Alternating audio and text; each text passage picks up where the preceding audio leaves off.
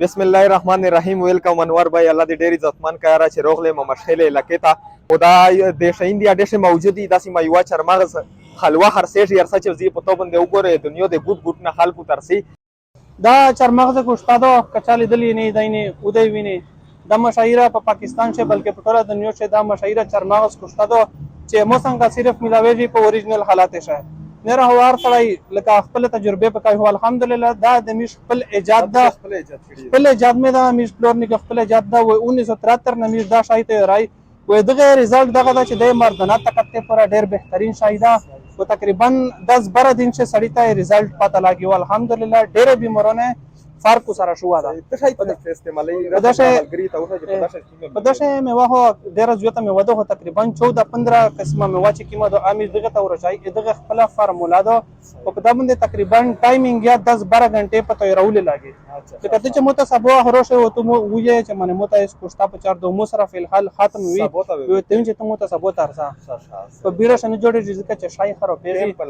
ټیم پلاګي او مین تکاتیه مردانه دا کیم زوینه خلک ترسي او کیم زوی پر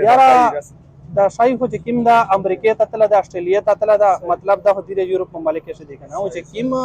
د خلیجی ممالک دي چې هغه تمیش ته وی چې عرب ملکینا د عرب ممالک شه چې کیم سفارتخانه دي الحمدلله د شایغه تارا سیدا او په پاکستان شه خو ډیر حل کرتی سپیشل حل کرتی مطلب په ذایقه سره د ډیر بهترین شایدا او په فائدہ شه ډیر بهترین شایدا او دا عام تمیش سره موجود وي په سخت سوډ شه موجود وي او په سخته ګرمي شامل سره موجود وي سره په دغه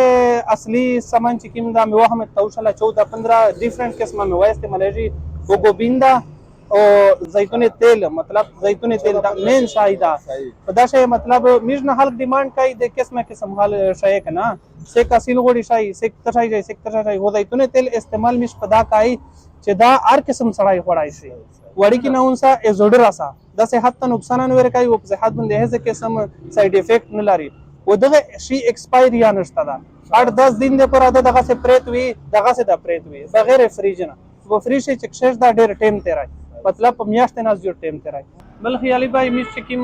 شوګر بیماران دي کنه دغه د پر میش سپیشل شوګر فری حلوا جوړي هغه د پر به میش وا ورځ مختص کوي ویډیو په ذریعہ صحیح